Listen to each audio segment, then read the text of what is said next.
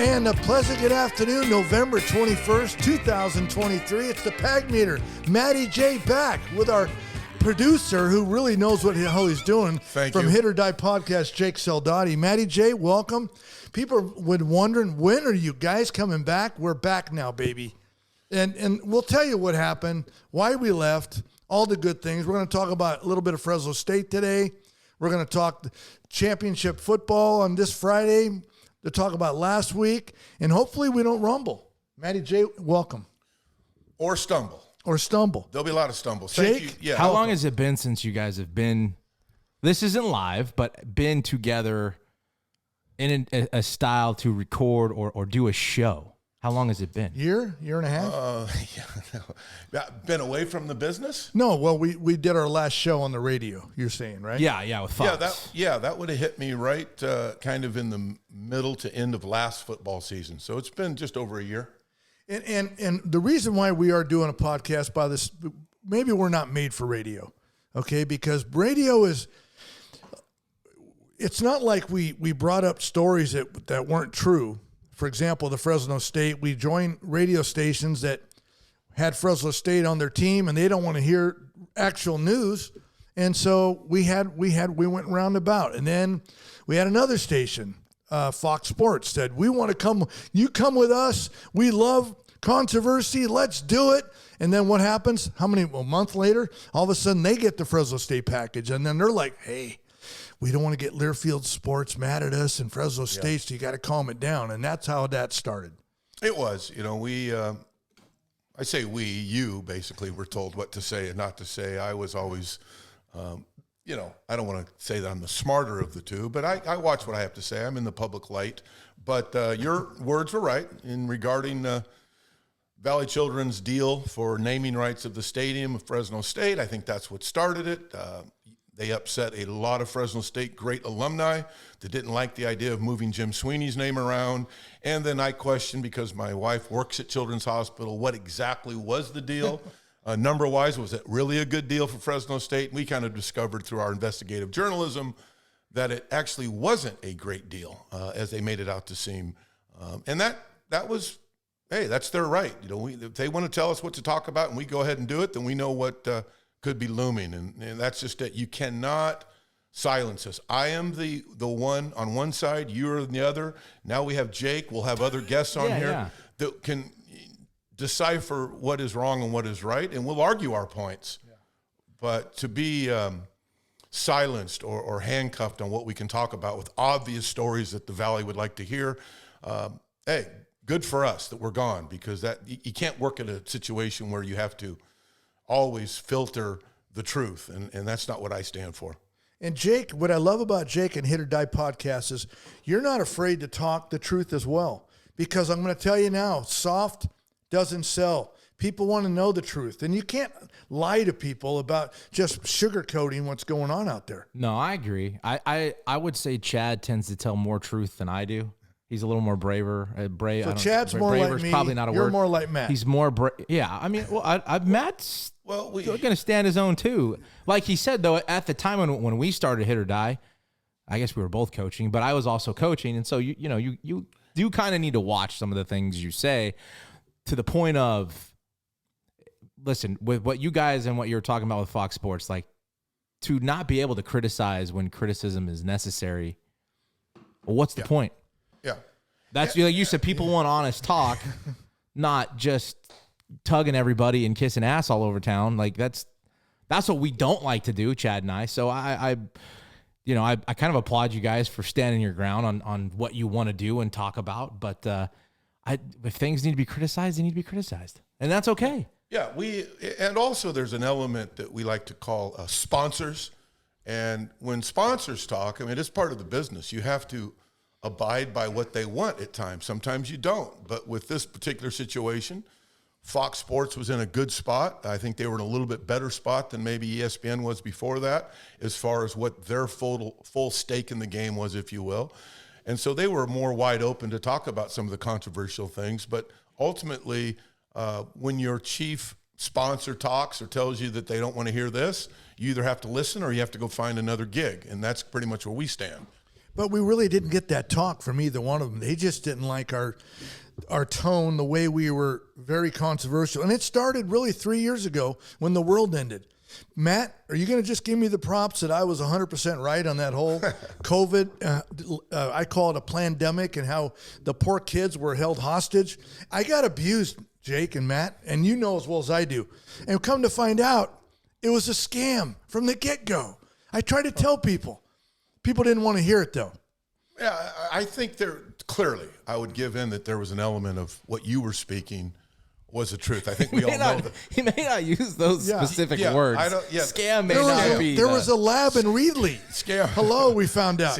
Okay. The scam. The biggest part of it was nobody knew, but once they knew, I think that's when they tried to continue to perpetuate this idea that they had originally, rather than doing the right thing, which is back away, realize that we need to get the kids back in school quicker, sooner than later, and we need to move forward in our country and let our immunities take over. But they didn't act that way, and that's what drove guys like you crazy. For me, I was simply bought into the whole deal in the beginning, and then my own personal life started thinking, wait a minute, now I was given a certain set of immunities by God upstairs, and why don't I exercise those instead of try to get artificial things put into my body? And once I made that move, that's personal to me. And it was personal to you to not even think about getting the jab. And so other people decided to get 3, 4 of them. It was a personal thing. The problem I always had was that on your side, there was you, and on the other side, and somewhere in the middle. I'm always in the middle of trying to think things through for myself and my family and my coworkers. Yeah, I don't like going back to that time. Yeah, that was ugly. That was, but you know what it did, guys? It brought game on. Yes. It brought game on, but it's still killing kids that want to play sports at the next level. The transfer portal has killed seniors. We're going to talk about that today as well, because I feel bad for the seniors out there, because the scholarships are not there, because college coaches have to win now. They can't train a young quarterback, a young running back coming in, because if they don't win next year, they're out. And so and Matt, you know well as I do, you're the college recruiter guy. What has it done for how much does it just keep? When is this going to be over? Well, okay. First of all, it goes back to all my rules in life and the rules that you have to abide, rules that are actually laws.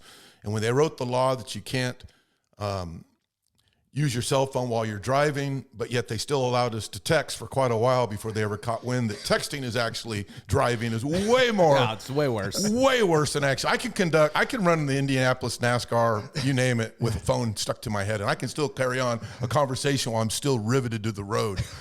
But you can't text and drive. And it's kind of the same thing. The parallel to me is, let me get this straight. We are going to allow our college athletes, which was needed, be paid. They can get paid based on their name, image, and likeness. And I think they didn't think that all the way through, because what they were trying to get away from, I think, from day one was over-influence through alumni and boosters that are illegally giving kids money on the side, the big paper bag of cash, because they want that student-athlete services at their university. Well, all they've done is they just allowed it. Now it's legal to buy your players. And I don't think anything of the sort was even logical or using any common sense. That's where I draw the line. Yeah, when it was sold as name, image, and the video games and the jersey sales, and I was all for that. Like, there's no reason Alabama should make $2 million, $3 million, $4 or $5 million off Bryce Young jersey sales and he get nothing. Thank you. But they didn't look into, here's a bag of 10 grand. And here's a Jaguar. Here's 100 grand. Here's your valuation from whoever that group is that evaluates, well, you're worth $600,000. You're worth $38,000. You're worth $1 million a year. They haven't done anything in college yet. How can you place a value on anything when they have yet to perform? Well, how many guys will you see now who are draft eligible not go to the draft? Oh, yeah. They're going to play that fourth year for. They should. I mean, you're going to make $4 or $5 million to stay. And so, are we really going to go to college? Is schools? Because again, is that if Caleb Williams stays? Yes. Is he not going to get drafted the next year anyway? I agree. Maybe not in the first round, but exactly. And if he is still the one of the leading influencers on social media, has Sony and Apple and Dr. Dre Beats and all these companies that want him to be a part of their program, it's all going to be based on his ability to play the game. And he can play the game at a high level in Los Angeles for USC and still get paid. The problem he has is that he came out clean that he wanted to try to project which team he would go to, which that's another one. Oh, I want ownership. Well, how do you even fathom the way the thing is set up with the NFL? Yeah. You're going to get drafted by the worst team that last season, unless there's some trade involved or what have you. So by my way of thinking, he has a couple options. One, stay to college, and maybe, hopefully, the 49ers will lose horribly next year, and then he could be the first player picked for the Niners or a team, the Cowboys, whoever it might be. But as it stands right now, his other option is go to the NFL, and he's most likely going to go to New England, or he's going to go to the worst team in the league, and it might not be the place where he wants to saddle up his business. So I would personally, it has nothing to do with USC and my affiliation with USC, I would think hard about going off into the NFL right now and develop your brand, if you will, one more year. Maybe you can get that second Heisman. Yeah, what's the goal? Is the goal to get to the NFL, right? I mean, I would think it's time. Then time is now. Thank you. Great question. I don't think it is anymore. I don't think the goal, yes. There's make a what goal. I can make now. The goal is to get the NFL. With the NIL now, the goal is to get paid. And there's every agent in America that'll tell you, look, we're going to get you paid. And ultimately, when all the bells and whistles are all gone, you've been left with what we have in your bank account and what investments you've made. You need to get paid now. And that's what's happening with the young college athlete is they've already invested a lot of money in these athletes. And if they have good financial advisors and good tax guys, Nick. It's going to happen tax next. Guys, that's the next scandal. Yeah. It's like, what do you mean he didn't pay his taxes? He can't play this week. He still owes $200,000 worth of taxes. What? No one told me. He didn't make the trip. He's in court for tax evasion. Yeah, and no one wants to hear that, Jake. No, like, what are you talking about? Get paid? Yeah, let's be honest, okay?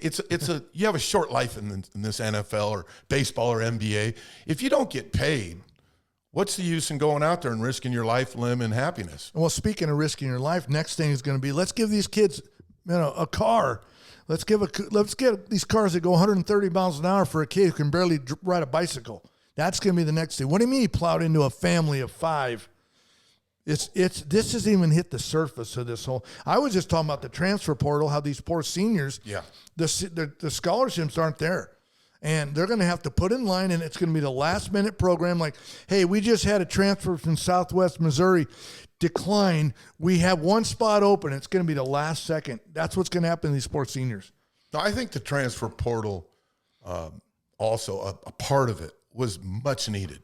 Much needed. I really, truly believe that. Because in this new free enterprise American democracy they've allowed college athletics to become, it's no longer amateur hour. It's professional.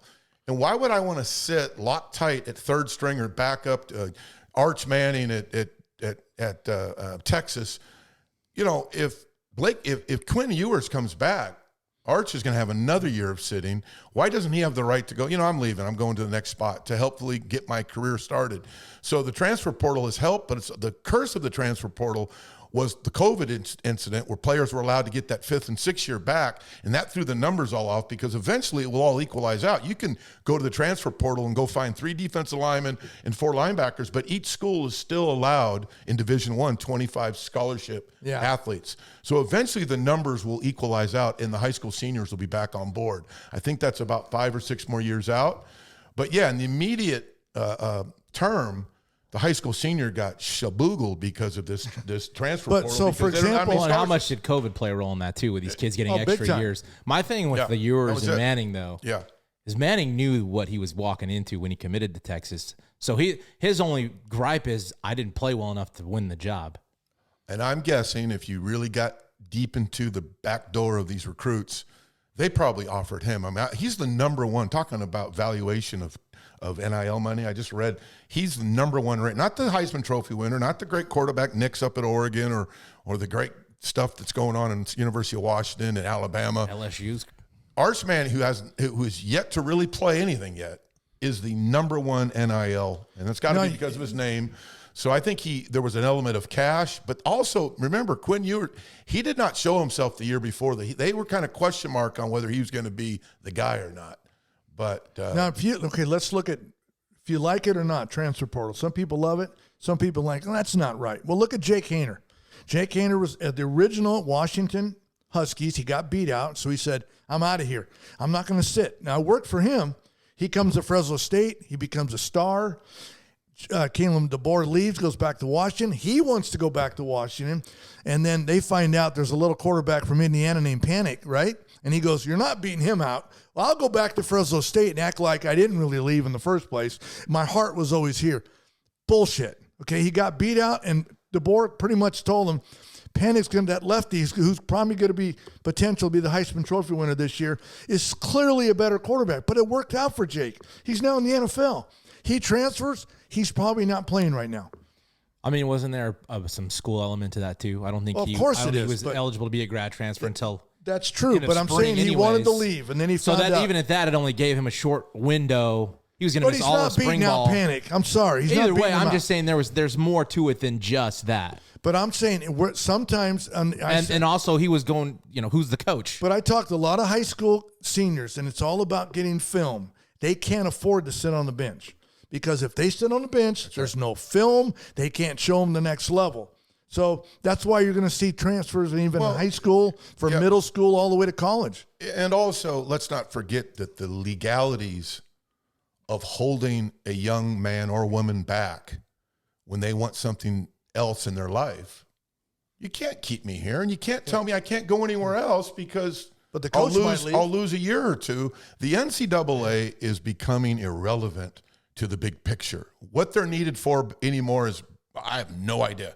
The conferences have all become superpowers. The bowl situation is a joke. There's bowls everywhere that are managed not by the NCAA but by people that have the money, that are willing to put the money forth. I'm not so sure the NCAA. It's kind of in the area of the CIF for California and throughout America. The different governing bodies, it's changed dramatically of what really are they there for. I think they're there just to manage tournaments and things like that. But ultimately, the NCAA has no more clout, no more power. I think the attorneys out there have changed the laws to the point where everything is about freedom for me to do my own thing. The idea of me sitting back as a backup for 4 years and being happy with it, when you're hampering, it might be just complete perception of the family or the athlete, but they have to have the right to move and go explore other opportunities before they become 21, 22, and now they're off to the Canadian Football League with nothing to show for it. You have to let them play. So I'm all for leagues like that, and the players can't. Well, thank you. That's the other big part. Yeah. Where's our? That's one of your deals, Pagmeter. My coach, come and go as they please. He's taking a new job. For money. I came here because I really like that coach. Yeah, but you can't go anywhere. That's how it used to be. Yeah. My coach left, my defensive back or my receivers coach left. He was one of the big reasons why I came to this institution, to be coached by that guy, to get ready for the end, like Deion Sanders. I came here to play for Deion Sanders at Colorado. What if Deion goes to the NFL or jump ship to Texas A&M? Shouldn't all those players who did one transfer already, they're not allowed to go another one or they're not going to be eligible. Shouldn't they be able to jump ship if the coach decides to leave? That's a big one. We talked about 8 years ago, Matt and I on the show, we said, you watch in the future, you're going to get coaches like Deion Sanders. You might like Deion, you might love him, what he's doing at Colorado, but all I know is they have $500 more million in their account after he shows up. Colorado's on the map. They still got a long way to go. But we've always said, and it started with Tim McDonald when he was at Fresno State. We got him the job. We pretty much got him, helped him get a job with Tim DeRuyter. Kids need that figure to play with, to know. So if Deion Sanders can walk in the kid's living room, you think that's big, Matty? Oh, it's huge. There's no question. And thank you for Deion Sanders, because for 4 or 5 years, you and I were talking about if Coach X is available, whether he got in trouble, whether it's Rick Pitino got in some trouble, but if he's out there and the powers that be say he's eligible to coach again, why would we spend money with a no-namer when we can go spend the same money to get Rick Pitino or someone like that back into the game who can automatically have credibility in the most important part of all college athletics, recruiting? So Deion Sanders has proven that if you're a charismatic character, as long as you don't step out of bounds and do something stupid, whether that's drive too fast, drunk, smoke weed, do whatever you do wrong, you have a great opportunity, more so than bringing in a coach that no one's heard of, simply from the fact of recruiting.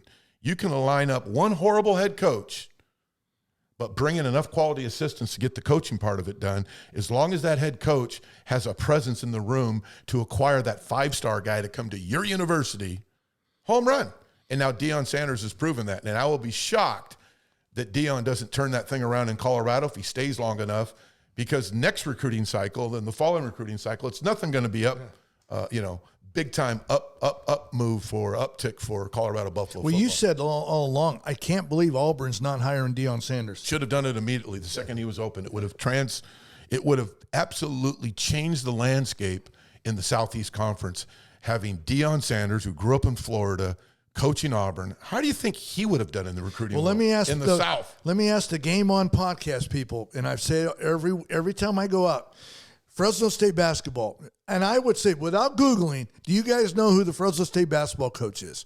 And I would say less than 10% know who he is. Okay, and we're averaging 500 people a game. It's a losing matter. We're going to lose our shorts with women's and men's basketball at Fresno State. It is what it is. No, it's a losing sport. We're losing money. Now, what if Charles Barkley, who does NBA, said, you know what, I really want to coach college basketball, and he was at Fresno State? How is that working out at Save Mart Center? Are people showing up? Yeah, but no, I'm just saying, you gotta think of somebody in a fantasy. So I'm just somebody like Deion said. If Charles that's beyond Barkley, a hypothetical. Maybe not. Maybe he wants to coach. He's making more money on TNT than maybe Fresno he State wants to could get ever back pay into you. coaching. That's all I'm saying. Yeah, I get what you're, but also winning. Yeah. If Oregon's had its run of changes at coach at Oregon's football program, but they still win. That's right. So if you're coach is part of it, but I mean that's a successful program, and you got Nike backing you as well. But I'm just saying. Yeah, Jake. Is Saban? Does Bama? How does Bama do if Saban leaves? Are they still a winner? That's for a little while. Question. For a little while, because they better get the right guy in. It's a good question. They can't go out and get Matt says. I'm only advocating those reach for the star hires if your team is struggling. I agree. I was just shitting on him for his Barkley. No. I'm just saying, Barkley's a stretch, but who knows? I agree. And what he does, it might be. He's one. How do you get a guy? How do you attract? How does Fresno? Well, let me ask you this: what if Aaron Judge retires from the Yankees and wants to be a baseball coach? You think he can walk in a kid's living room and recruit Fresno State baseball? Sure. That's all. And then you go get your offense and defensive coaches. Well, you need a figurehead to recruiting more. Like Matt said, kids want to know, oh my God, look at who's in the living room. The argument that's the name of the game anymore is recruiting. The argument has always been, wait a minute, stop. What makes you think he can coach? He might have been a great player. He might have done a lot of great things and off the field. His foundation's great. But what makes you think he can coach? My point is it doesn't take someone longer than probably about an hour to do any research to figure out. Coaching is a moot point. Can you lead? Is he a leader? What does he stand for? What are his standards? What kind of characters does this guy have? Deion was a no-brainer. Because we know Deion is the charismatic, crazy. You don't have to like him, but you know that he can captivate a room. In the business of today with NIL money and this transfer portal we're talking about and all of the new social media and everything that goes along with the new world of sports, not our world, but the new world, you need someone in the room that can captivate the young kid to go do bigger things than he thought possible. Then you need to bring in a couple football guys that understand X's and O's and put together what the plan's going to be in conjunction with what your dream is as the head coach. But after that, there shouldn't be any argument that this whole idea of, well, wait a minute, now he's got 1 year over 2 years at Jackson State or wherever he was, and he coached some youth guys in foot. Does it really matter? What matters is what type of talent. Imagine how bad Colorado would be if they did not have Shedeur Sanders and a couple of, Hunter and a couple of the other guys he brought in. They wouldn't have won a game. You saw how that's going down. I think that they're the next rise. year they're going to go get offensive linemen. They're going to get some guys on the D line. They're going to get a few more components. Look at, for example, Jerry Tarkanian. Did you ever see back in the day Jerry Tarkanian, X's and O's, swinging gate? We got to pick it up. 3-point. No, he's the recruiter. He's got his offensive, defensive coach Adams. He's got all his guys who's going to do all the game. Sports, the management. That's the world we live in. And we said it for 8 years. We also said, why doesn't Fresno State have giant mountains of banners up of Aaron Judge, Devontae Adams, Paul George, so the little kids, because right now Fresno State, to be honest, your marketing is horrible. No one's listening on the radio. It's a horrible program. But why? I want little kids to go, Mom, I didn't know Aaron Judge played at Fresno State. There's nothing out there. Am I wrong? Am I seeing? No, I've had this conversation. We've said it 8 years ago. With people within the programs there. And there is some questions that have been asked sometimes about things. And I don't know the answer to any of that stuff. I really don't. I don't know. Well, it's another one of those. A money thing, obviously. Yeah, it's another one of those that you have arguably the greatest collection of athletes that came through Fresno State in the history. Since the 70s. Well, since Auburn, right? Well, Bo Jackson, Charles Barkley, and Frank Thomas. Baseball. Football, baseball, basketball. That's the last time it's happened. But when you're talking Paul George, Derek Carr, Devontae Adams, now, of course, Aaron Judge, in that same kind of era. Are you kidding? There's nothing even close. Hey, don't disrespect Nick Watney now. Well, even Nick Watney, he goes back a little bit before that. Sure. But yes, Nick Watney, go down the list. But no one knows they go to Fresno. That needs to be so uplifting. That needs to be, as you said, giant billboards on every stretch of that desolate 99 that is uglier than you know what. I've seen one. You've seen one. Where? And you want to know where I saw it? Leaving Los Banos, coming towards Madera. There you go. There you go. Leaving Los Banos. Somebody said on one of the on 152. One of our listeners put in that we're doing it, we're making it happen. That someone's actually started the plan, but it should have been done years ago. But that is a start. And if you want to talk about financial return on investment, that's little amount of money compared to what's really spent on marketing to get immediate bang for who we are as Fresno State. Because let's be honest, what's Fresno State? What's our community, Fresno? What's our biggest hurdle? I do it, where are you from? I'm from Clovis. You don't want to say Fresno. It's like, I'm from Fresno. You're out at the Thanksgiving dinner and, Aunt Myrtle from Charleston, North Carolina, South Carolina has come in town. Where do you live? And we're in the Central Valley. And how are you going to uplift Fresno? You got to beautify the community. That's a great point. Because you look at Clovis, when you buy a home, you're in the Clovis Unified School District, and they're proud of it. You'll never see that in Fresno Unified School District. I think we are living in the Fresno Unified School, the worst school district on the planet. Yeah. I've said that a few times. I truly believe that. If the perception was changed to where are you from? Valley Center, California. Wow, I love that place. That's awesome. But you throw out Fresno, and then you could see it in the movies. Yeah. If it's got to be, someone's going to say something derogatory about it. You got to go out there to Fresno. That's going to be a stretch. Fresno is such a negative. Even the word alone, like they say yes instead of Fresno, it just makes sense that we would make major steps to let people know, well, really, that's what you think of Fresno?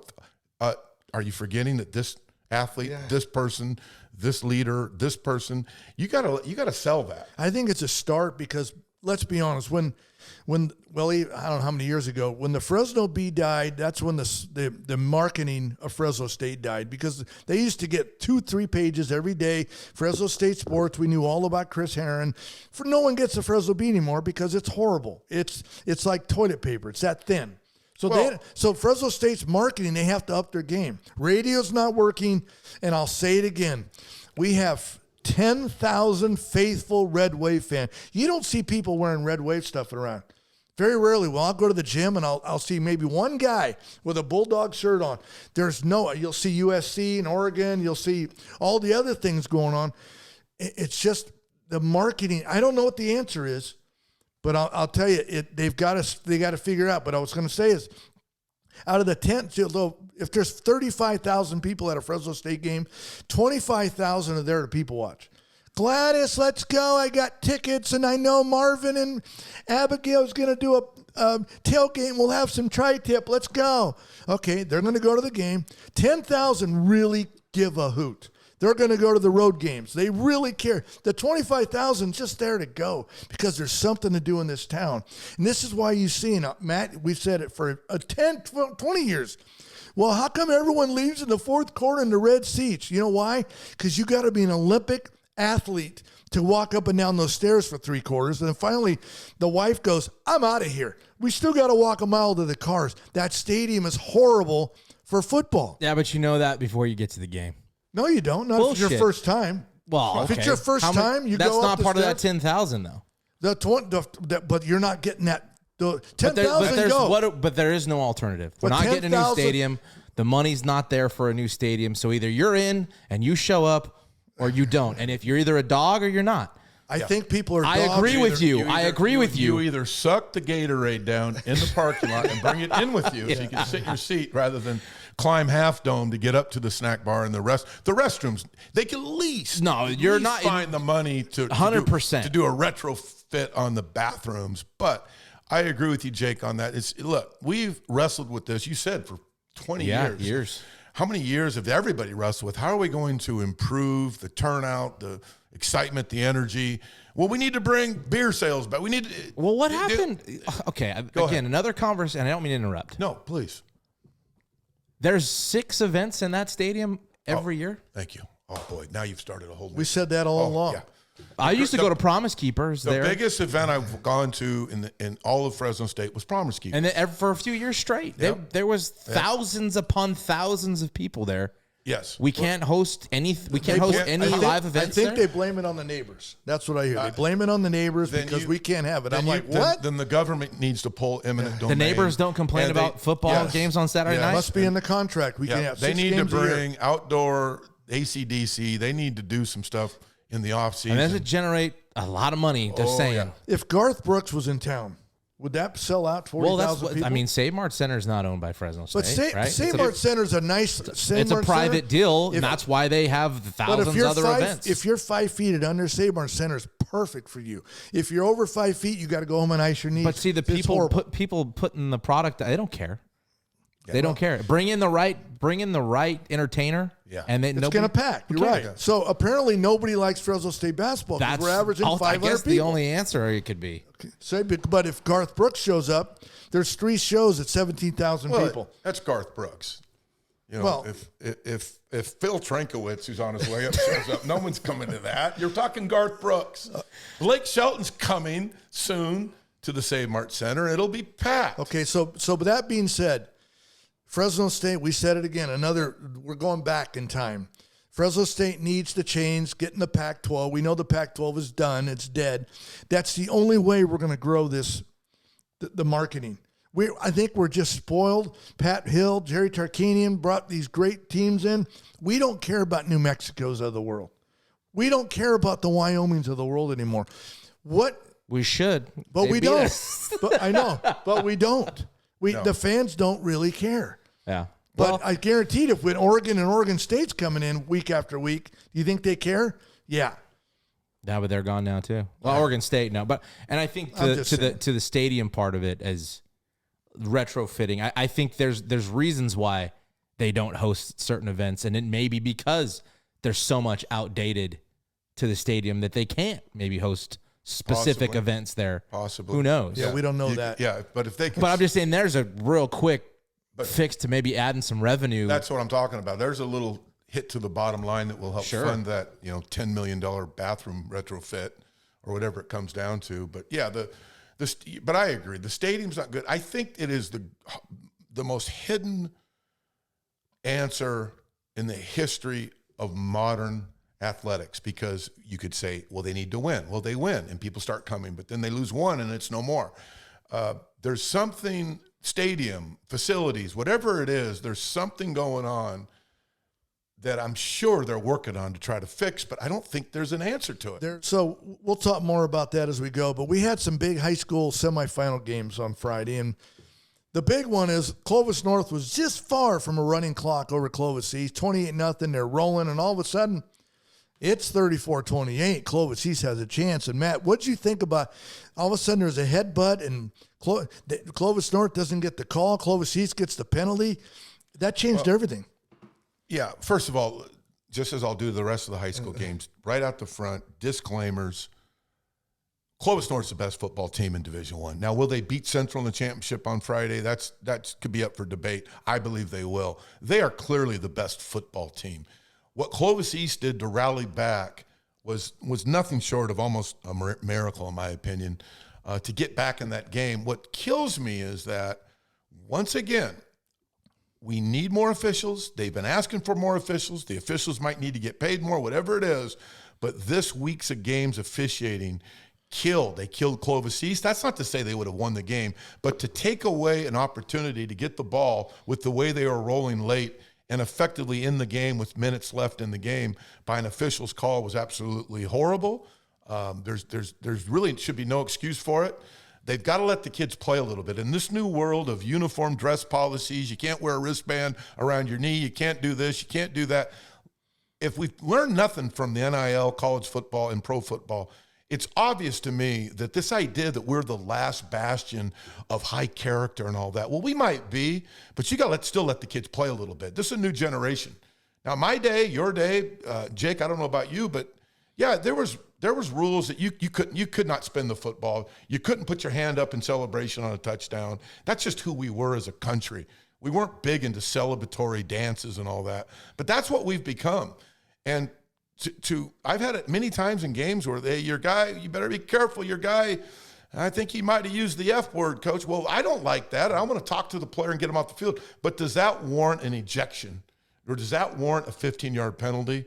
There should be blows, someone swinging, or something that approaches a 15-yard penalty. And I don't believe they reached that plateau. It's what each official thinks is egregious, I guess. Late in the game, you have to understand circumstances. One ref may not care if you say the F-bomb, or one ref may care. Who knows? And I don't know what was said or wasn't said. And it looked on tape. I mean, you see in the video, it was kind of like, Yeah.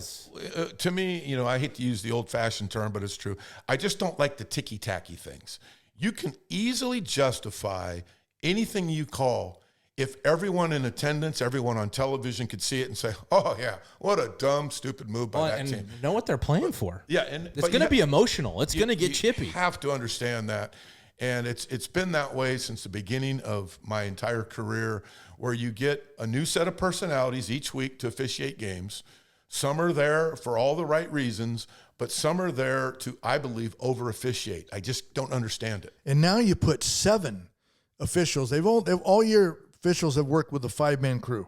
Now the playoff, the semifinals, and the championship, let's put 7 together. Let's put 7 strangers in a room and work together. Now sometimes you got 1 hat, 2 hat, 3 white hats in the same crew. What does that tell you? They're going to outdo each other. They're going to call everything. Possibly. And I'm hoping it's not, because I always think less is more. Just have common sense. And here's the problem. Matt brought it up. A lot of these officials, we saw it Friday night in the Clovis North game. There's a lot of older officials, and they're going to be retiring soon, and the young people are not stepping up to be officials. We're in trouble, people. I'm going to tell you now, we're in deep trouble. Well, with the money, the money's not right, because I can go be an Uber driver and make more money than being an official. We're in trouble. Mark it down that we were saying it today. Well, we've had issues with umpires too, and I mean, it just seems like every sport you're running into. I don't know what basketball looks like. Same thing. It's a shortage.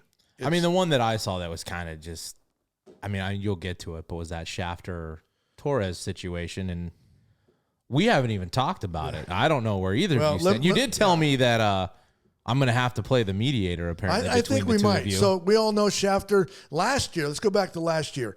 Torres went for 2. It's 42-41.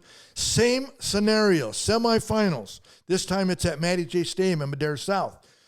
Torres goes for it, doesn't get it, game over, 42-41. This year, Torres is going to go for 2 again. They line up. False start. They got to move it back 5 yards. So Torres is going to kick the extra point and go overtime. It's it's pretty much a no-brainer. Yeah. You move it 5 yards back.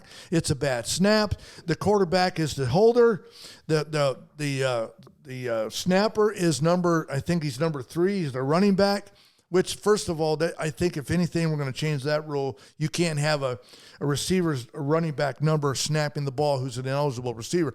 Well, quarterback gets it. He's in trouble. He's rolling around. He sees someone wide open in the back of the end zone. No one's covering him because he's not. We all know he's the long snapper. He catches the ball. Referees go, touchdown. People go crazy. Everyone's going nuts.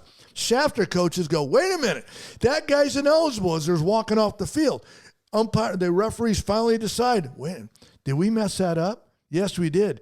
They tell the ADs, they tell the principals, they tell the coaches on both teams, it's nullified, no good. CIF goes, too late, even though that's not the rule. CIF messes up.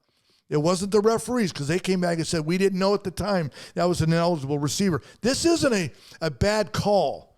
This is a rule violation. Okay, but listen, I'm a baseball guy. Like, that's my what I know. I don't know football that well, or X's and O's of football or rules. Love watching it, love fantasy, all that. But in that, an extra point, Matty J. Yes. Who is eligible? Well, okay. If you're running the play, as Pagmeter said earlier, the swinging gate, meaning there is a center that has to snap the ball, but he is situated as the end man on the line of scrimmage. He is eligible. He's not covered up. He's not covered up by a guy outside of him. The guys outside of him are eligible because they're all off the ball.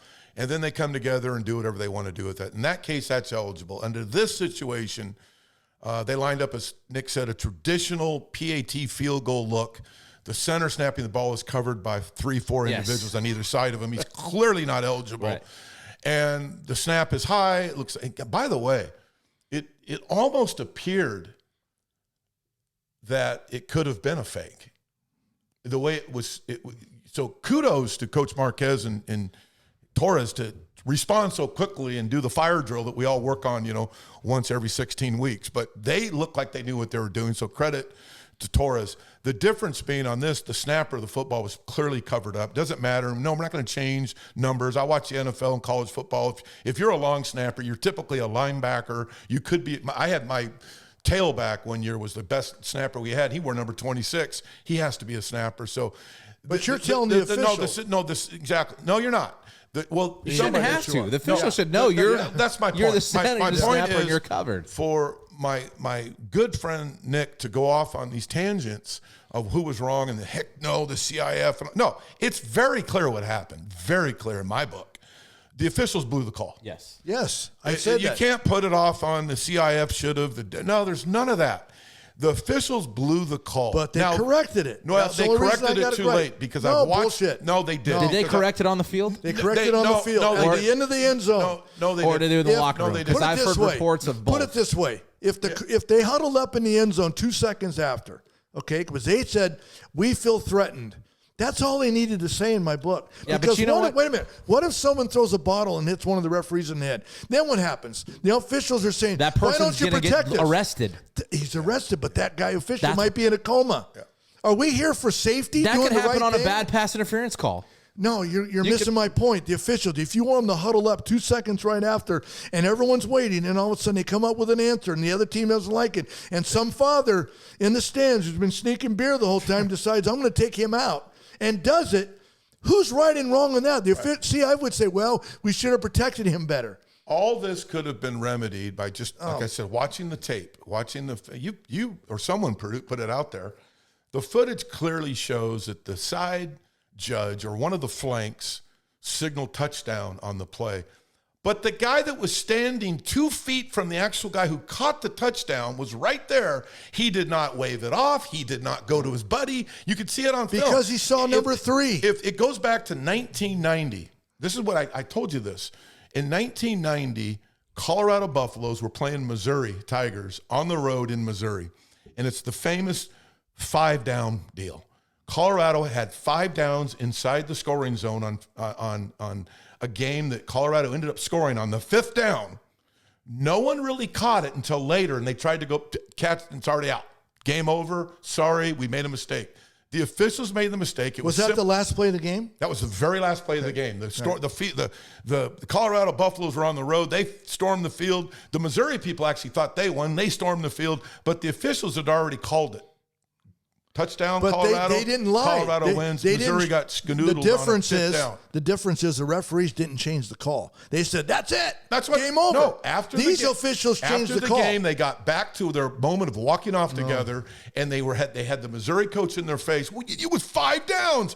And they were like, did we miss? I think we – and they were all sick about it. But they missed the call. Game is in the bag. We don't go back and replay it. If they changed the call, then why did we have to meet with the CIF? Why did that's the CIF? Why did the Torres get credit with the win? If they changed the call, none of that needed to happen. The CIF blew it. They don't understand the rule. I think the refs initially blew it, and you can't ask for more money and miss calls like that the CIF in a semifinal game. And said, hey, you can't want to get paid more money and not be able to make that call. Now, they're humans. They deserve everyone's respect, but let's just call it what it is.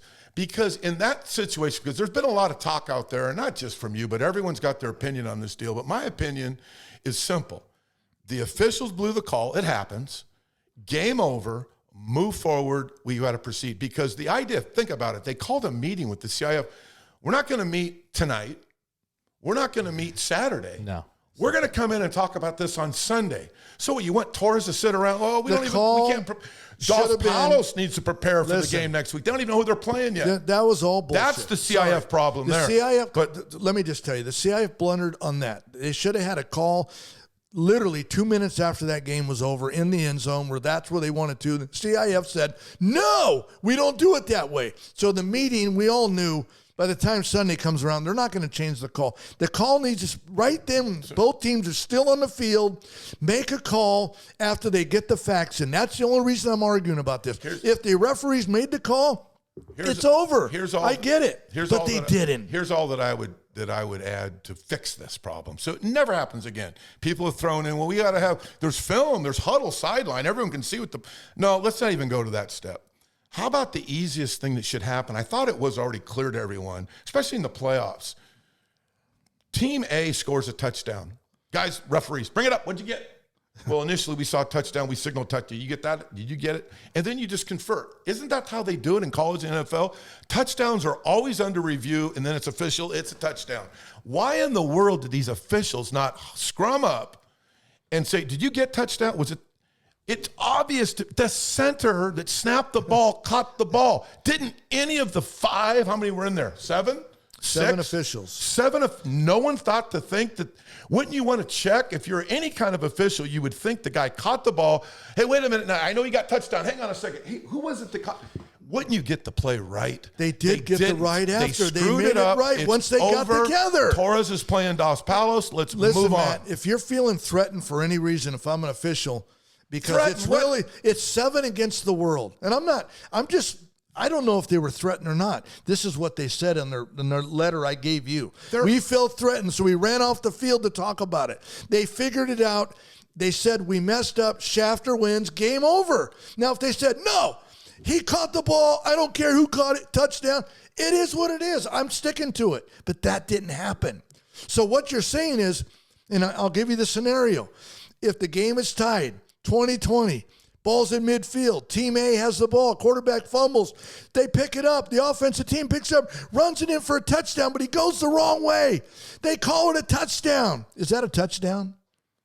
Clearly not a touchdown. But wait, why? I will assure you. Okay, what's the difference? I'll tell you the difference.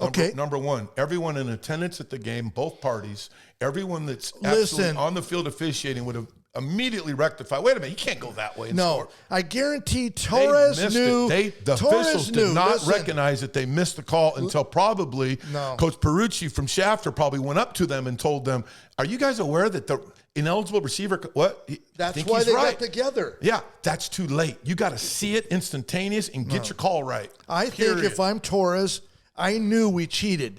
We knew it. Just shut up and let's get off the field. I don't know if they. Guaranteed. I would call it cheating. Because all I know is this would tell me if I'm anyone in there, cheat any way you can. If you want to put 12 men on the field at the same time, if you want to sneak a receiver in 20 yards downfield, let me ask you this, Matty J. Yes. Jake from Hit or Die Podcast. Let's say Matt has been working out. He wants to run the marathon, and he's ready. But the day of the marathon, the Boston Marathon, he's not really feeling it. So he's going to go eat breakfast, and about a half a mile before the winning line, the finish line, he decides that's when he starts the race. And all of a sudden they're like, Matty J out of Madera is winning the Boston Marathon, and he wins it. Is he the marathon winner? Does he have a number? He's 4:21. Yes, he signed Well, up. then he had to have started the race at some No, point. he didn't start it. He just went and had breakfast, and he snuck in. No. There is a precedent. Well, for this. whatever the No, case yeah. may Has be, happened he before. finishes the marathon, Now, of course, and no they one caught him sees later. it. and The he- answer's no. There's an answer's no. What's the difference in There's this? huge The difference. officials made it Huge- right huge at the difference. game. Bottom line is cheat. If you Okay. guys can sneak in a receiver down 20 yards downfield after the play and you get away with it, go for it. Because that's what Matty and Jake are okay. telling you No, guys. time out. Cheat. Time out. Doing it right anymore, having morals, having, the commitment to excellence is out the window. Obviously, everything you're talking about on that side is pretty much spot on, except for one element that you're forgetting. Again, I don't understand how you could forget this. Actually, there's two elements. The first element, I feel like Joe Biden. First one. There's been lots of blown calls in games. This wasn't a blown, for the love of this God. was a blown call. This is a rule violation. A blown call. No, it's not a blown It was call. a blown call. No. Did they signal touchdown? Did Matt win the marathon? Time out. That's a rule violation. Time out. Did you run 26 miles? Time out. No. Did the official, it's clearly on tape, signal touchdown? Yes. Of course he did. Did they happen to see on film, which is not there, one of the other officials of the crew of 7 run to the other? Wait, time out. You missed it. Look, They did in the end zone. They came out and goes, hey, I think we in messed the up. end zone, They everyone's huddled game up. over. You missed the call. Again, That's we number go. one. No, either way you slide, you can make anything you want up. I don't care. Obviously, they missed the call. Number 2, if they would have at least, the officials I'm talking about, and I hate to put it off on them, they make mistakes. I'm not upset with them, but let's call it what it is. You made a mistake.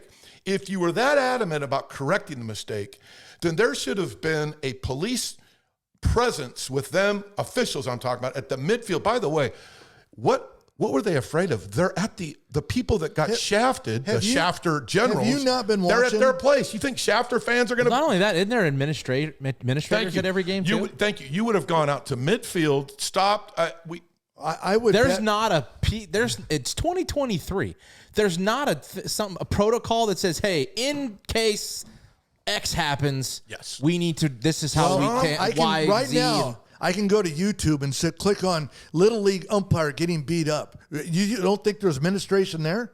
But you don't who? think there's administration in any high school game? I mean, when but an those official gets that one, beat up. I mean, the one All that it was in the takes is parking one lot. It time. wasn't on the field. All it takes is one time for an that's- official to get that's- beat up. I'm not and buying if he any of feels that. threatened, you want him to sit right there in front of a group and everyone surrounds him. And when he comes up with one call, A or B, No. Okay, He but you felt- also can't ask. You can't say we need to pay these guys more either. Then But time out. No, if you no. can't do a job in the highest, Well, I think they did a job. No I one think- deserves to be threatened. But hear me out on the threatening thing. Hear me out on this.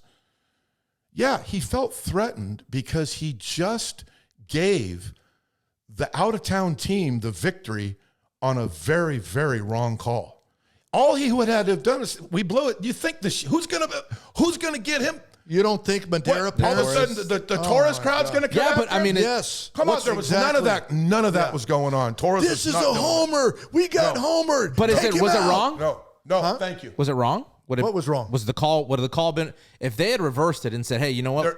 No one Penalty. There would have been no. Who cares if violence. Torres fans are mad? I can't They tell. would've I don't know they what the would've fans are recognized going to it. do. They would have recognized After it. Because he there's caught the not. ball. Listen, there's not a person in this area that saw the video. Thank you. That would have disagreed. Thank you. That guy was ineligible Thank and you. that it shouldn't have It's- counted. There's it's- nobody's going to tell you that. I bet you the Torres coaches will also say it shouldn't have counted. Everybody in Taurus knew Everyone they knows. cheated. Everyone in I Taurus didn't- knew they didn't cheat. They I don't know flat why. out cheated. Why They are you did using the not word cheat. cheat? Yeah, It's a cheat. cheat. They No. got away with it cheating. No. That doesn't mean because- you cheated. You got away Yeah, with it.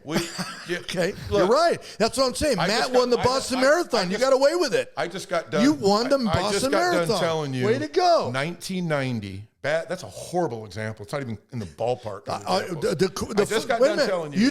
You just told me a player ran to the wrong end zone That's cheating. and scored a touchdown. That was a predetermined. He ran the that wrong was way. A premeditated. marathon attempt that I tried to exercise, that's cheating. This guy ran the wrong end zone for a touchdown. He didn't know. No, it doesn't matter if he didn't know. The officials have never. There's never been a call. You can't run the wrong way for a touchdown. It's a safety. And the referees thought him scoring. They don't know they scored. They run off the field. That's a bad example. But they didn't. You got to give me real live examples. I've got an example for you. Okay. To stop with this idea that someone cheated. You know what's hilarious about is the decision's been made, but it has been made. It irritates Torres me. plays Torres plays Dos Palos this Friday in Dos Palos. And they're favored, but there's going to be a huge asterisk if they win the whole thing. No asterisk. Big asterisk. No. Cheaters. I just got done telling you that in 1990 on national TV, Colorado beat Missouri on a 5th down play that never should have taken place. So you're telling me that the most religious, high character coach ever, Coach McCartney, the head coach of Colorado in that time, did not understand, like, oh, geez, did we just have 5 downs? But that's not his job. It's not his job. It's not his job, and it's not Torres. He did not cheat. Set out the guys, and whatever happened, if that was a designed, botched field goal, thank you. Then hats off. Find Greatest me a coach, play in football find history. me a coach in America, in any walk of American society, other than what you're going to bring up. I'm going to give you that right to talk about Jason Donald at Buchanan, that little deal.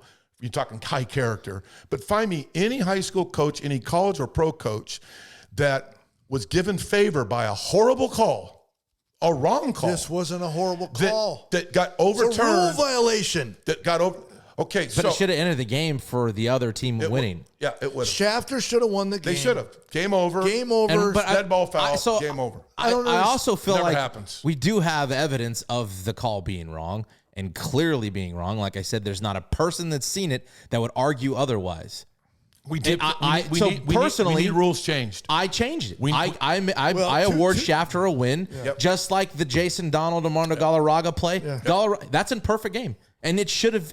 Now that we have replay in baseball, certain things. Well, 2 things should happen. Now that gambling's allowed, give Reggie Bush his Heisman. There's a lot of stuff that should change. Well, 2 things Matt brought up. I 100% agree. First of all, after every touchdown with 7-man crew, you huddle it up.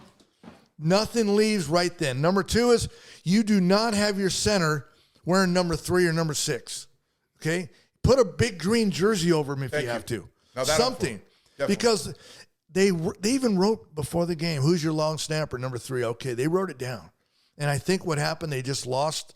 People started going crazy. It felt like Chris Chambliss with the Yankees that year. People are running everywhere. Referees are getting off the field because it's turned into a quagmire. I get that. Because all I know is if I'm an official, last thing I want is a beer bottle upside my head. Oh, come on. I'm just saying. You don't think it's going to happen? No, of course it can happen. In the world we live in today? In that situation on that night, that has to be the biggest cop-out for a blown call that I've ever heard. You got a better chance of that happening I don't know. I wasn't there, but I'm going to take the official side on this. If they felt threatened, end the story. But if they felt threatened... If I screwed up, I'd feel threatened too. If they felt threatened, how do you think they feel now? They're going to be ostracized for the rest of their careers. I would bet they're not officiating this year. You think? Okay. And this is the problem with 7-man crew. They don't know each other. Because if we were 5-man crews and that happened in the end zone, but Nick, you don't need to know. I don't need to know Matt to know that was not an illegal play. These officials, that's another. The rules don't change with who's on the field. Like I said, the rules stay the same always. The official that was right next to number 3 from Torres who caught the ball. Okay, here's the other thing. He didn't even blink like, oh, wait a minute. He was like, yep, it's good. They missed the call. But the officials are not like you and I see number 3 catch a ball in the end zone. I'm like, oh, yeah. But you're also of the mindset that it shouldn't be overturned because it wasn't done on the field. I'm of the mindset, thanks for asking that. I am of the mindset that the play was wrong. It was an eligible receiver. It should have been, according to not me, but according to Pagmeter and his sources from out in the town of Shafter, that all that was discussed on the field, it should have been rectified right there on the spot. And I would have given, because it wasn't. Because it wasn't. What you don't the wait outcome till is Sunday. you're okay with how it played out. But listen, if you're an official, Absolutely. you have an assignment on every play. They're not watching the ball go in the air. The back judge, the line judge, the side judge, they're all watching their areas. They're not watching the ball. Don't try to defend a group that you're telling me that your intel says they actually even said, who's the number of your long That's when they got together and who caught the ball? Number 3. And the guy pulled out and goes, that's an ineligible player. So you're making it sound like they were prepared prior to the play. That's their job. And yet missed the play. Thank you. That makes no sense to me. But they corrected themselves. Again, if they didn't correct themselves. If I looked bad, I would do anything and everything to make myself not look bad. That's what now, it is this like. a bad play? Baseball terminology. The winning run at third base with 2 outs. Bottom of the 7th. Ground ball to shortstop. He steps on the bag at second for the force. Game over. What are you doing as a coach? The umpires are gone. How do you get a force? There's no one at second base. Okay, here's what are you doing there? I want to ask baseball boy here. Yep. What are you doing there? So what are you asking me? Runner at third, the winning run. It's 3-0. Winning run at third base. Runner at third, 2 down. Ground ball to shortstop. He steps on the bag. Force out. Third out. Game over. And so before I can talk to an umpire, they're gone? They're gone. I'm grabbing my admin and I'm telling the other coach I'm protesting the game. You saw the officials leave. Let's make sure we're going to handle this before we leave this. This is what they did that, and the CIF said, "Bafangul to you." They would have changed it, Nick. This way. They would have changed it if they did that. No, the CIF did not know the rule. They were wrong. The CIFs are not. They're not officials. I'm just saying they're not. They're not the sanctioning body of the officials. God to us. Yeah, the the referees came to the CIF and said, "We need to change the call. We blew it. Too late." No, they blew it. CIF, you made a mistake. What needed to happen? Sorry. The only chance it for the love of God, now you got me fired up. The only chance it could have been overturned. You're onto some things, but there's a central point that I've been waiting my entire life for. I've told you this before. Someone blows a horrible call that's obvious to everyone on both sides. This isn't a horrible call. I am not. If this would have been overturned, if Shafter, the community, the players and coaches and admin would have gone right to midfield and sat a sit down and said, I'm not going anywhere until this gets fixed. They might still be there today. You're right. It should have happened right then. The fact that they gave in, someone said, well, maybe no one knew. So for them to have, for instance, as you said, what happened, which I still don't know if that's how it happened, but this is what you said. The officials were fearful of repercussions because it was ugly, which, okay, I'll give them that. They run off the field. Then some coach, let's say the Shafter coach, brings to their attention, you understand that the guy caught that was ineligible.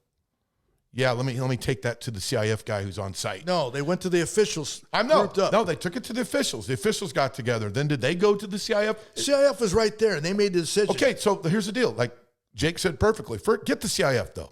They're not the sanctioning body that does the game.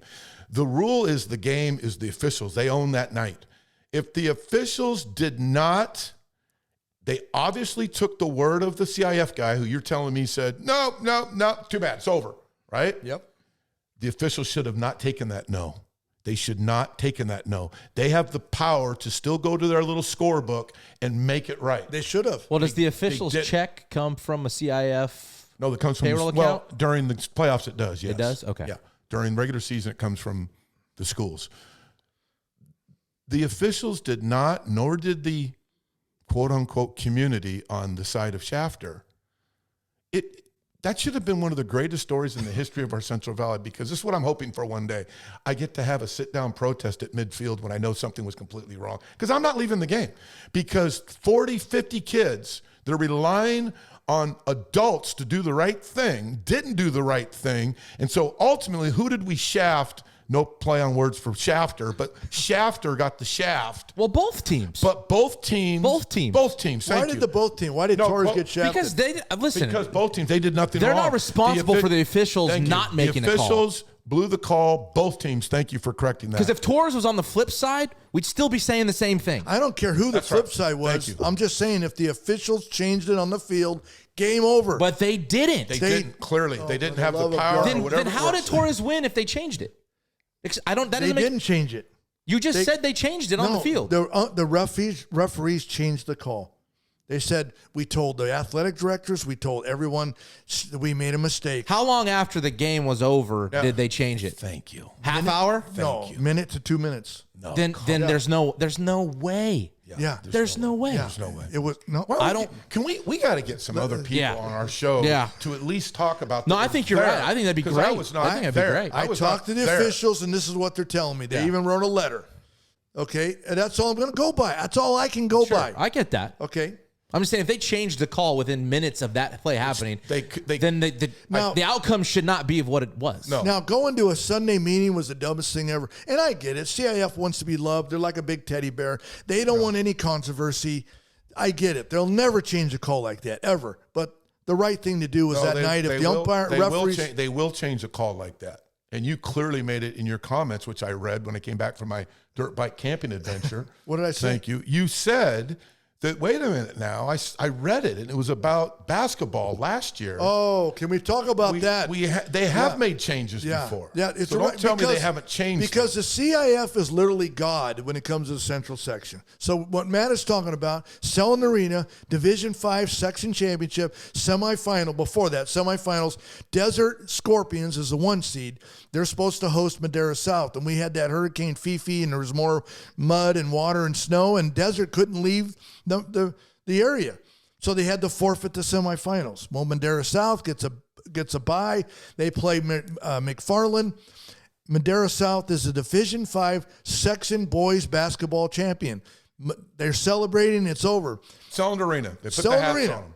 Monday or Tuesday or whatever, they got the call. The ring fitting is already underway. Yeah. So Monday, the banner is getting printed. The CIF calls Madera South, says, hey, we have to have you have to go to Miramonte in Bakersfield and have to play Desert. And they're like, what? What do you mean?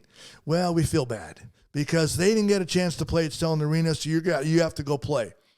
And you can take it from there because you're from Madera South. Well, no, they went, and the year was tough. Did they want to go? Because I'm getting flack. Of course they didn't want to go. You lay it on the line in a championship game at Selland Arena. You go on stage, you put the hat on, CIF Division 4 champions. Game over, and then someone comes to you a couple days later. You got another game you got to play. Now, will you tell the people out there? They sent their JVs. Tell the people out there for me what team did Madera South bring? Because they don't believe me. They brought their JVs. They brought the JVs. There was there JVs that were moved up for the varsity for that Selland Arena game? Yes, and they were on that road trip to go play at Miramonte for the second title championship. And who won that game? Desert won the game. And what happens now? Desert got hats. It was a celebration just like you'd see at Selland Arena at the high school they played at. So you try to tell me CIF can't do the right thing? Now, they did not take away Madera South. They own the championship, but so does Desert. It was a co-champion. They get a share. They got a share of the championship. Whatever. That's fair because... So does Shafter get to play the winner then? Since there's going to be a big asterisk in this game? No, because the situation that you're talking about with South's basketball wasn't due to a missed call. They forfeited the game.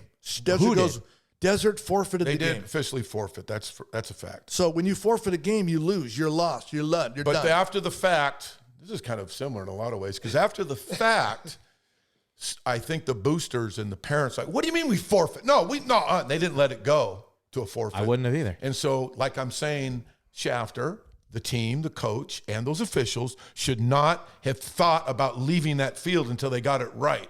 Because like you said, Jake, and what I've always said, and I learned this a long, long time ago in the restaurant business. Okay, so we're going to go ahead and make this decision. Let's do the risk management on what this decision means to us. Well, on one end, we know it was a blown call. We know that. There's no one in America that dispute that the center cannot catch a football legally. Correct. Unless he's in the swinging gate formation, which they were not in. So everyone would know that. All they would have had to do is just sit back, cooler heads prevail, make the call for the Shafter Generals. Would that be fair to Torres? No.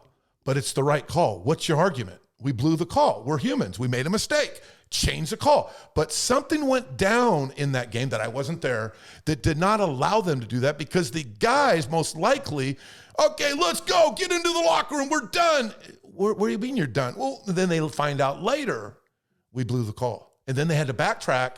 Well, we were afraid. We had to get out of there quickly because we were worried. Were you really concerned for your life that you had to leave the field that quickly and not make the right call? They blew the call. They're trying to cover up the fact they blew the call. I get it. But just call a spade a spade. You blew the call. Game over. There is no precedent to go back on officials' bad call that we're going to go ahead and make it the right call. But every game you watch, from the NFL to college to high school, when the game is over, what do the referees, umpires do?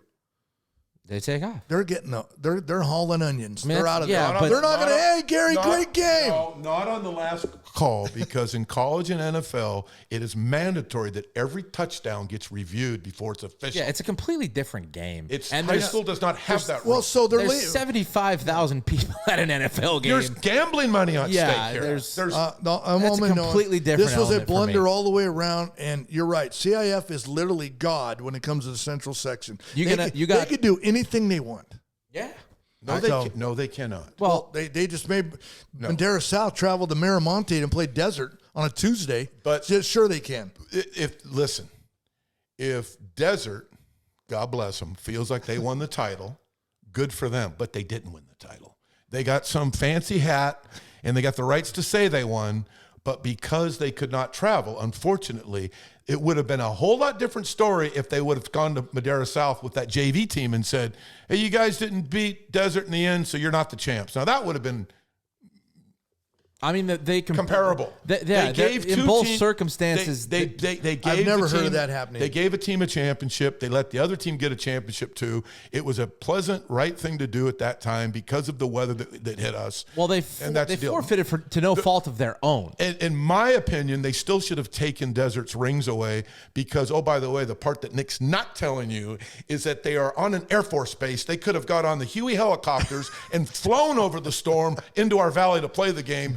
But now the admirals and the Air Force and all their bigwig parents are like, we could have. No, you didn't think of that then. So for that stupidity alone, they don't get the title. Huey helicopter. I mean, I wouldn't even have played. I would just, if I could afford to, I'd have just bought my. And by the way, the truth be told, that and I think that we could have got our bus in there. I think that our Madera South Stallions were fully engaged to go to the game. Because they were on the road. But they got called off, though. Whoever said they can't go past 99 to 158. Well, yeah, I think the actual roadways were literally closed. They tried to reschedule and can we do it tomorrow? Today when the storm blows over? Well, we're going to forfeit. They forfeited. A clear forfeit came from their end. And then they re-examined the idea of that'll go down as one of the greatest Valley stories ever. Before we get out, can we have a few minutes? Yeah. Let's do the Championship Friday. This will probably come out on Friday, I'm sure, right? Yeah, I'll try to get you hooked up. Let's talk, Matty J and Jake. This is for the Central Section Championship. The rematch, Central Grizzlies taking on the Clovis North Broncos at Buchanan. It's going to be beautiful weather. Central's red hot. Kyle Biggs. Do you realize the last time Clovis North has only won one Central Section Championship was 2012. Vince Branstrader was the offensive coordinator. Central has been there. I mean, we haven't had a Clovis Unified in 10 years. Right. So what is this game? What's different of this game? Clovis North won by 7 the last go-around. You want my non-football expertise opinion? Of course. I like that Central went on the road and beat a good team on the road, and my whole family's Central alum. So there you go. I'll just roll with Central, although Clovis North seems to be I couldn't tell you much about either. Well, when Central made the change to David Marquez at quarterback, that changed everything. He's going to be up for MVP this year. He's on a roll right now. Central or Clovis North is by far the best team, but on any given Friday. Well, I wouldn't say by far. I mean, Central has as you would say, a puncher's chance. They probably have a better than a puncher's chance. It's just that, in my opinion, the roadmap to winning titles in football, not all sports, but in football specifically, Clovis North has the complete blueprint. Physical, they're stronger than anyone they play. They equal everyone in size, but strength. I mean, they've got this guy, this junior running back. Jackson Sinfeld. Oh, Jackson Sinfeld. I watched. It's like how is he a junior? He looks like a college senior. He looks like Christian McCaffrey with bigger arms. He's just so well put together, and he's not always their go-to guy. They've got 3 other guys, McKay Matson. 2 other guys like that in the backfield. Yeah. So Andrew Chavez, McKay Matson. Strength, on the offense is where I start with, and they have a plan that is just to bludgeon you, and then strategic play action passing. They've got a senior leader quarterback in Cosma. They have the elements, and then all of a sudden out of the blue, and I got to give their head coach a lot of credit because he's kind of more the defensive guy. They play great defense. Clovis North plays great defense, and they're the favorite. They should win. The only things that could set them back would be the dreaded, like I think was happening against Clovis East. You're killing them, but you're not putting the foot on their throat and finishing the deal. You're kind of like, let's be a little conservative now and let the other team come back if they have to. There's no way they can come back from 3 scores. There's not going to happen. Officials, we just talked officiating. Officiating can change the game a little bit by make a few tough calls here or there. Things could change, and turnovers. But Central's chance that I like, and I think you nailed it, was in the last how many weeks now since that Clovis North game, they have proven that they are the clear number 2. And I didn't give them the number 2 leading into the playoffs. I was looking more down the lines at Frontier and then, of course, Liberty, the defending champion, to be the next number 2, maybe even a Clovis East. I like Clovis East maybe more than I like Central. But the bottom line is Central is playing, and they're hot, and they got hot at the right time, and they have that experience factor.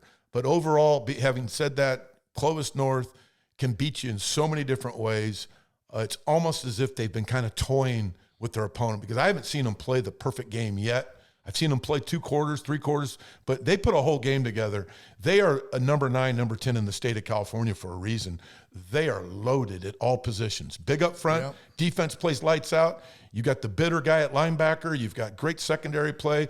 McKay Madsen is a D1 college guy. He's only a junior. Jackson Sinfeld is as good and powerful as any back I've seen, dating all the way through till ever, I think. I'm very impressed with him. And then you have quality receivers. I like everything about great coaching staff at Clovis North. Clovis North is the big-time favorite for me. Yeah, a couple X factors. Central is one of the best second-half teams there is. If it's close, watch Central in the second half. They're outstanding. I think the X factors is can Central get, just slow down the offense, and can Clovis North's defense contain Marquez at quarterback? Last time they did a pretty good job. They controlled, and you're right, Clovis North defense is very good.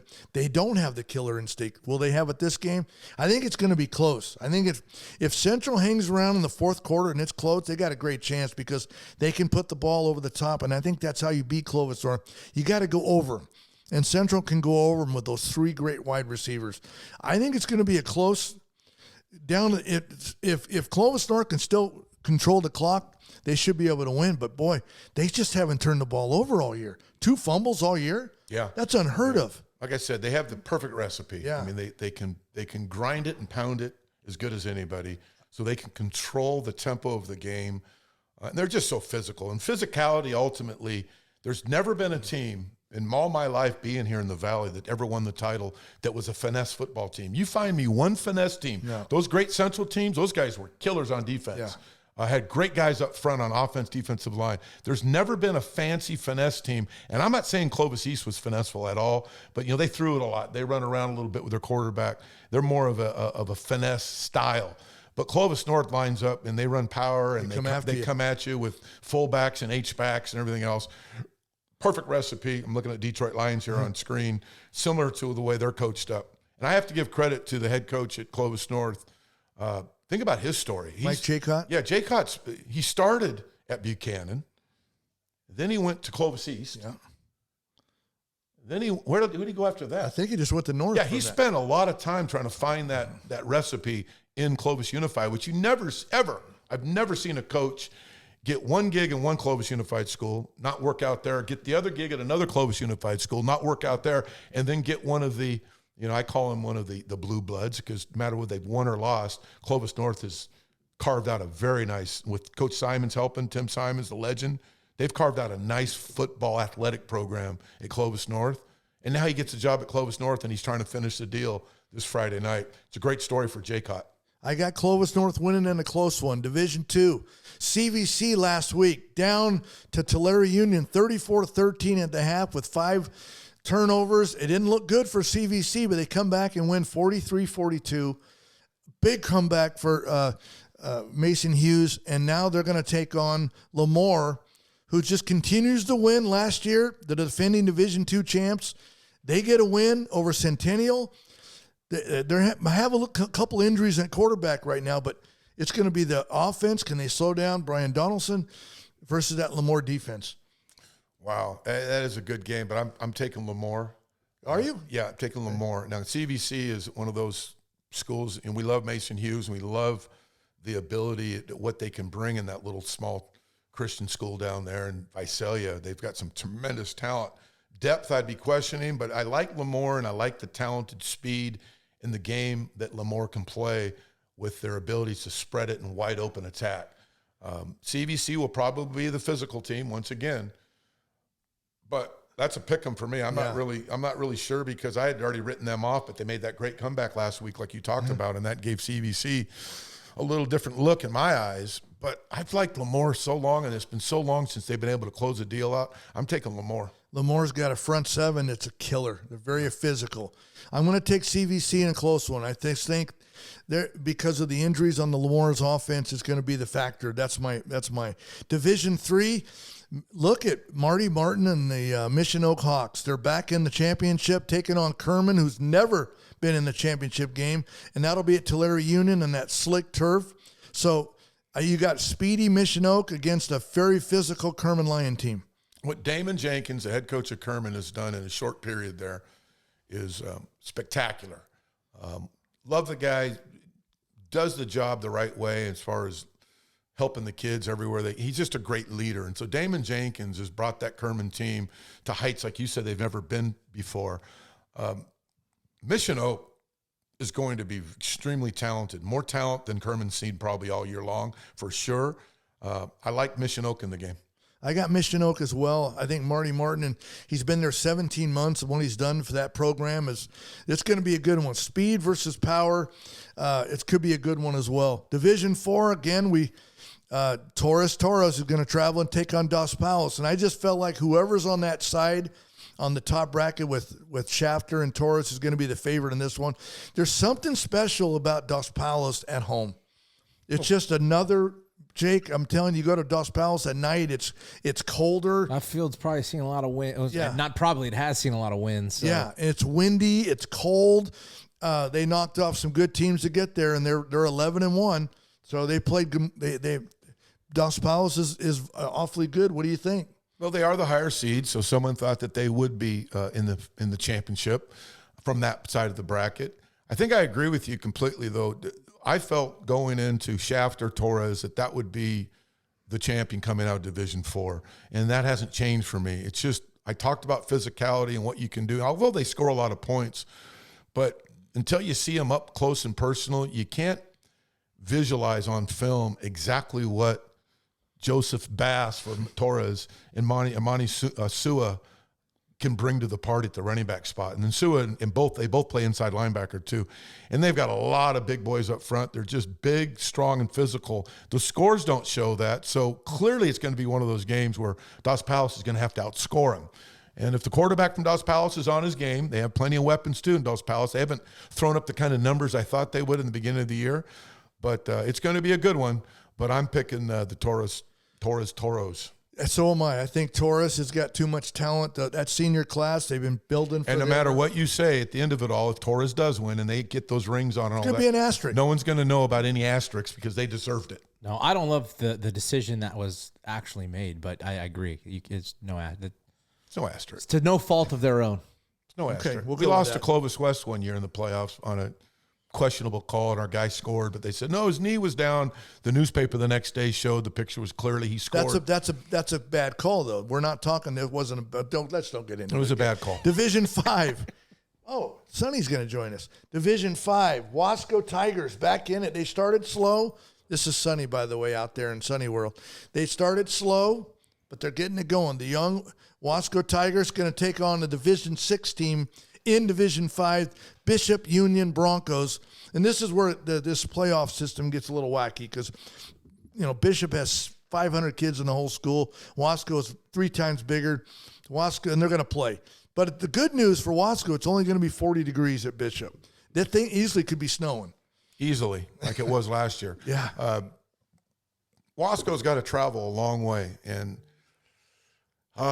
it's a tough one. it is a tough one. And I love the people of Wasco. They've been very, very good to me in the past. But I'm gonna go ahead, since no one in Bishop will be watching this. I'm taking the Wasco Tigers, baby. I got Wasco in a close one as well, and I know Bishop. It's just this will be the last time in our lifetime that a small school will ever have an opportunity, will ever win a championship. This will be Bishop's final hurrah for the small schools, because it's the way it is with these playoffs. Because in Division 6, we've got two Division 5 teams coming in. Okay, I know we're wrapping this thing up, but let's just have a moment and talk about what you just said. I have a theory on this. I will take a one-team, small town, all together, all hands on deck over these giant megalopolis, higher populated schools every day of the week. They have to have some talent, but you have total buy-in. At schools like Wasco, you've got, bigger population, but at my school, we don't have buy-in by all of our student body.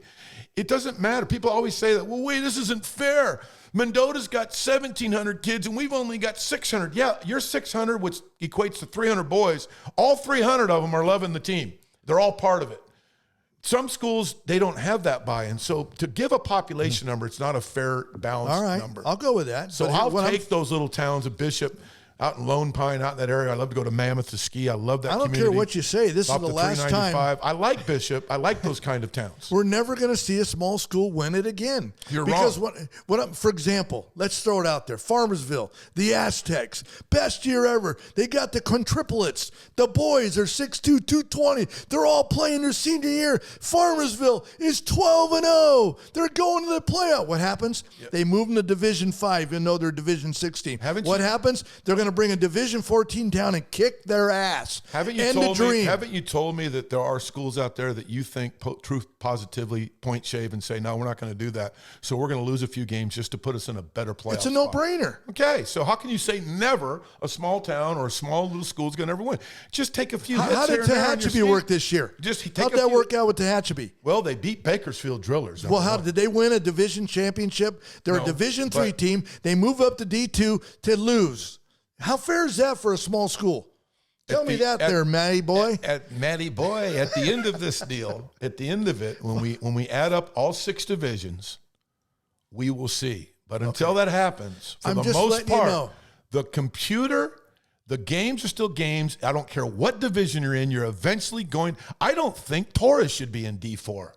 I think they could have won a D3 title with their group. 100%. Or Shafter the same way. But the bottom line is... Or Wasco. Yeah. But at some point, to win the title, you're going to have to take on someone who's very, very close to you. You have not seen, to hold your theory right, you would have to see, hey, yeah, they just went through the bracket 42-10, 46-0, 45 No, eventually they run into one of those teams that puts up a good fight. Therefore, it is a pretty good system right now. Has the Pagmeter been wrong yet about the playoffs in 4 years? No. Well, I would say this year's not over. I would say. Okay. I would say now let's move to Division 6. We've got 2 Division 5 teams playing in Division 6. Strathmore take it on Mendota. They're easily 2. So this is where. Now this is where I can see. Okay. As you get to the bottom of all divisions, excluding Fresno Christian, by the way, congratulations. We're going to get to that. The 8-man champs. But in 11-man football, it eventually does trickle down to where the D6 small guy out there in, where did the old Mayor Autry go to school? What was the name? That was Riverdale. Riverdales of the world. They zero chance. They get whacked. Avenel, zero chance. We'll never win it again. Tranquility, zero chance because of this. But you wait and see, because it happened in the southern section. It's going to happen here. When we first started this show, you and I think there was only like 2 levels: big school, small school. That was it. No, it was never. We've always had 6 divisions. No. We're not that old. No, we have not. When you were in high school, there was small school, large school. We had 3 divisions back in the day. What was the 3rd division? Yosemite, Sequoia, Sierra. Whatever. Okay, there was a small school, large school. Yeah. And then it went to another one. Then it went to another one. I would have told you back when I first moved here, like, oh my God, we've got 4 divisions. That's too many. Now we have 6. There will be Division 7. We need a 7. 7 to divisions. take care of the small little guys. You go down to Southern California, you've got like 32 divisions. Right? Texas is the same way. Texas has so many divisions. Gabe, don't we need 7 divisions for the little tater tot schools who have no chance? So, Did you guys, call me Gabe? I'm sorry, Gabe. Sorry, Gabe. What? Jake, What Jake. am I doing here? Yes, what are you doing? I don't know. I was thinking of Don't Gabe. think of leaving. Gabe is so on the other side of this whole Taurus thing. This guy's never played a sport. He doesn't get what I'm trying to tell you with the officials. But That's no offense to Gabe. I like Gabe. We love Gabe. Yeah. We love Gabe. he's holding the fort down. Yeah. Yeah. your No, friend. but I don't want to people. What happened to Mendota? Mendota, it's a rematch against Strathmore. They played earlier in the year, and Mendota won a close call. Well, Beto Mejia back. Let Senior Gabe Jakester, let Gabe Jakester answer the question. Are we going to get another division? Division 7. Wouldn't that be do we good? need- I would totally. Do we need it? I don't know if we need it, but I think we'll see it. Well, with these new playoff formats, we need it for the real small I think school. you'll see it. Yeah. The northern section hasn't. I think when I played, which was 2001, I think there was 3 small school, Really? medium, big school. Yeah. I'm pretty sure. Yeah, But also back then, you had to earn your way into the postseason. I remember when it was, just large school, small school. Yeah. and that's a great story I for could be both. wrong, too. Mendota, Beto's back to defending Division 6 champs. He's worked it out. I'm telling you, the new tat should be messed up. I told the coach, do not go 10-0. 10-0 now, you got to go 6-4 to be in the division. You can't win every game. Play your JVs, throw the game, whatever you're going to do. Okay. Whatever the case may Yeah, be. okay. You got That's to do as it. bad as cheating on an that's- extra point Yeah. to win a game. Well, Yeah. that's what the Coming world we, from that's the Mr. world yeah. we live in now. They're cheating Virtuosity, elections, Mr. whatever the case may be. Mr. Just do the right thing. Yeah, let's start throwing games. No, so we I get want a to do the better- right thing. They're teaching you not to. No. That's the world we live in. Who do you got in the? Did you pick? I think Mendota in a close one because they're playing at home. And then I don't know about you. You think Mendota? Mendota will never lose a D6 championship. Did they lose last year? Jeremy Blackwell, who was in a heat stroke and the whole day. What a great story that is. Oh, he's the this year. best. And then Division 8-man football. Congratulations, Fresno Christian knocks off Sierra 34-28. 35 straight wins, back to back for the Fresno Christian Eagles. Yeah, they need to jump up to D6. This is ridiculous. They're beating up all the small guys. Well, it comes That's down your theory. I mean, they got 6 straight. How many championships? 3 in a row. 3 in a row. But they now. don't. I think they do have enough. I think it comes down to how many people's on your roster. Yeah, maybe we need a Division 7 so we could let the 8-man teams get 11-man teams. I did see Coach Blankenship retired at Aptos. He did. He did. Congrats to What a him. career! 70 years old. It was time to go. And we also can't forget it's Thanksgiving. What I don't understand for Mr. Blankenship, now he'll probably never see this. I would hope he would. That'll be good because I love the guy. And, of course, my Get him on. coaching partner, all my staff basically know Mr. Blankenship really well because his time spent in Madera with the Coyotes. But the thing is, Randy, the second he retires, he makes the announcement, he's leaving. He's on the coast in Aptos. Now, he's been coaching there long enough to where he had some kind of residency there. I'm thinking, that tells me everything I need to know. You're living on the coast. That's one of my favorite little motorcycle adventure rides through the coastline there, through Aptos and through Pacific and the golf courses. It's beautiful. He's leaving, I believe, to go to Arkansas. I might be wrong on that one, but He's had enough. that tells me all I need to know why someone would leave Aptos to move to some state like in Arkansas. Also, Tim Murphy's shutting it off too. Murph shut it from down. the Ugly Eagles. Yeah, Ugly. Is yeah, that what it is? Yeah, the Ugly Eagles. At the charter school. Former the, Clovis East coach. Clayton Valley Charter. Yeah, he did a really good job. Now Didn't he? he's done a lot of great things too, but he's still young. Yeah, you think he'll come back? That's what I'm saying. There might be one of those calls that comes in from like De La Salle or someone. He decides to take it. Our last story before we get out, I think with Donnie Arax leaving Bullard. I was pretty much harsh on Fresno Unified and that whole thing. The way the way it went down during the bye week. That job's going to be open. We know Ridgeview's job is open. What else? Is there another job open now? I don't have my notes in front. This is how we roll, Jake. Hey, I love it. I love it. I have no idea. I think there's a couple more that'll be coming up. I know. I don't know if Bullard will ever be the same again with Don Arax leaving. I don't think anything will ever be the same again. I said that first of all when Matty J left Edison. What did I say? Edison will never be the same again because you were, you were the guy, the dad, the uncle, the coach, everything for Edison. When that left, Central got really good. Washington Union got good. Memorial got good. Bullard got good. And Tony Perry passed away. And he had such a fingerprint on all of that. I mean, don't just use my name. I'm just saying, but it's Edison and Bullard will never be the same again. And nothing ever is. They'll carve out their new. But some things get better. Some things do. Look at not a lot. Look at McLean. Look at Andrew Pancotti, what he's doing at McLean, building that program up like that. Yep. McLean's been down a long time, so yes, it could happen. But boy, oh boy, what can I say? I think Coach Arax will end up somewhere. I still think he's got some tread on the tire, as they say. But that was shocking. And I'm hearing rumors that this is what we do. Damon Jenkins could be the leader in the clubhouse for the Bullard job. I don't know why you'd want to leave, and he's doing pretty good. He's got a town behind him in Kerman. So it's kind of that old careful what you ask for. Yeah. The grass is not always greener. Well, we're back on our podcast. I know we're going to get out of here soon. I want to thank, of course, Jake Soldati from Hit or Die Podcast, Matty J.